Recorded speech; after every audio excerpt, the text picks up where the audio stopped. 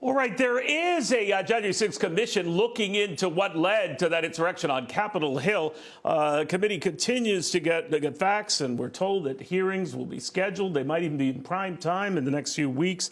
There are only two Republicans on this commission for the time being. Adam Kinzinger is one of them, the other Liz Cheney. The Illinois Republican, Adam Kinzinger, kind enough to join us right now. Sir, thank you for joining us.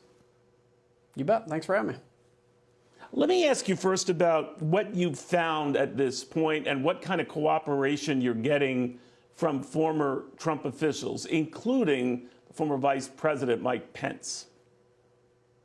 So we're getting a lot of cooperation, actually. Of course, where we're not getting cooperation, where we have to take action to get that cooperation is what's highlighted. But we've already spoken to over 300 people. Significantly, the vice president's former team has been quite cooperative and shedding light on what we need to know. I'm interested in what led to January 6th, most importantly. What were the circumstances? What did the former president know prior to January 6th? Because what's most important, even more than accountability for that day, is that we don't have anything like that happen again. So we're making some really good strides, and I think every day that goes by, we're going to learn more and more.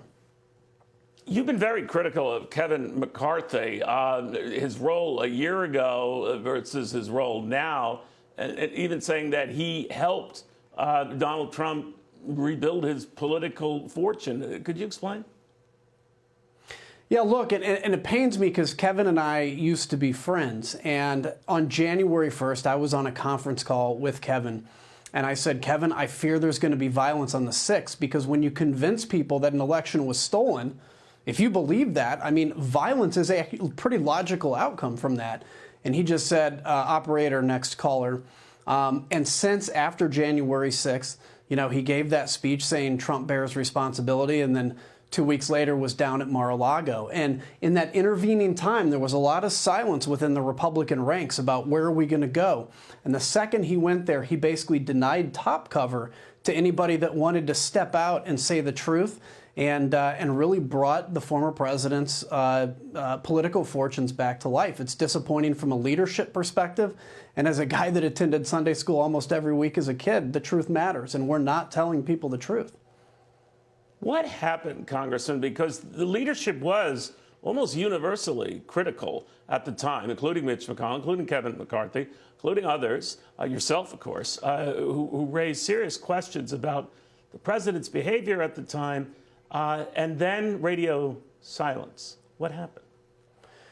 You know, I think at so many points in the last year, the intervening 4 or 5 years as President Trump was kind of rising up to get elected, there were always moments he seemed like he was going to be down and out, and he wasn't. And I think from a political leader perspective, they began to fear their own base. And this is a key. As leaders, yes, we need, you know, our base to elect us. We need our people to elect us. But part of the two-way street of that is we have to lead people as well. It is a responsibility. It's a unique responsibility. And I think too many people became fearful. We have a 2-year election cycle, so you're always in one. They became fearful of losing that job. And you can convince yourself, I'll just stay quiet so that I survive, because somebody maybe with much more conspiracy-driven attitudes will replace me. The problem is now is the time. Now is the time where we just need to stand up and tell the people that we represent the truth. They deserve that. They don't deserve more and more emails trying to take their $20 or $30 away for a Stop the Steal movement based in complete nothingness, of which none of that money actually went to stopping a steal. Are you aware of your colleagues who are afraid of Donald Trump's wrath, that he'll either primary them, go after them, much as he did you? Yeah, I mean, I think every one of my Republican colleagues to an extent has that fear. I think some are very not open about it because they don't want to admit it, but that's why they start to go underground, be a little quieter. Here's the other thing, Neil, that I think is interesting. I guarantee you, if you put truth serum into every Republican member of Congress, all but maybe one or two, just because I got to put some slop in there, would tell you that the election was legitimate, Joe Biden won, and the election wasn't stolen. Yeah, it angers people to hear it that don't want to hear it, But that's the truth. The problem is, why are those people not telling their folks the truth? That is our basic and foremost responsibility as members of Congress. So I'll stand on an island, I'll take arrows, that's fine, I don't care, but I can look at myself in the mirror and know I told the truth, and that to me is what matters more than anything. If he runs for president again, and he were the Republican nominee, would you support him? Yeah, certainly not, no. When I saw both the undermining of the faith in an election system, we have to have a basic compact between the far left and far right, that when you vote it counts and that it's going to be counted accurately. That's how self-governance survived. He undermined that, and I would never vote for him again. Do you think he precipitated the attack on the Capitol? So I don't want to go out on a limb and say that that's information we want to get to. What we know is that for 180 some minutes, he watched television and watched the attack unfold. I can tell you at a basic level, that is abdicating your oath to office to defend the Constitution against enemies foreign and domestic. That's the basic. Now, if he was gleeful, and did he know stuff leading up to January 6th? That's what I can't answer. That's what we hope to be able to answer. And I think that'll show the difference between an incompetent or a president frozen in inaction versus a president that knew what was coming. I think that'll be key. We don't have that yet. We will get there. If he did get into the White House again, pulled a Grover Cleveland, serving a second term, not concurrently, what do you think it would be like? Look, as a conservative, policy-wise, those are the kinds of things that excite me, getting conservative policies.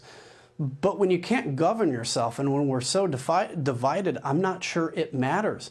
I think, imagine if he's back on Twitter and every day it's a new fight you're trying to pick and trying to unify a country when we're facing real enemies like China. We're facing Russia on the border of Ukraine, Iran with a nuclear program, and we're more interested with fighting the other political party than we are in actually defending American interest. I think that only gets worse, Neil, and I think, quite honestly, people's faith in democracy erodes. And when you lose faith, no matter who you are, no matter what you believe, when you lose faith, democracy fails, because that's the basic requirement.